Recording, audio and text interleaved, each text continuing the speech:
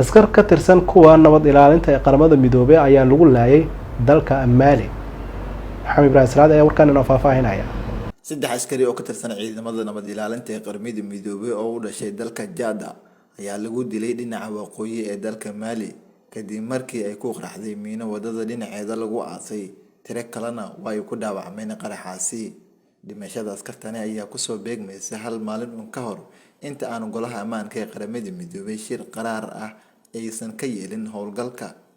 dhimashada askartan ayaa ku soo beegmaysa hal maalin ka hor inta aan golaha ammaanka ee qaramada midoobay shir gaar ah ka yeelan howlgallada Mali kaas oo ah howlgalkii ugu khatarta badnaa ee qaramada midoobay hogaamiso xataa ka hor inta aan ciidamada Faransiisku ka bixin dalka Mali.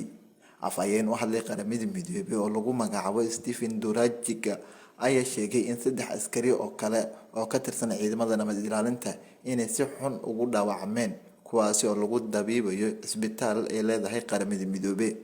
goobta miinada kula kacday ciidamada nabad ilaalinta ee qaramada midoobay ayaa 10 kiiloomitir u jirta magaalada Tsalida ee gobolka Kidal.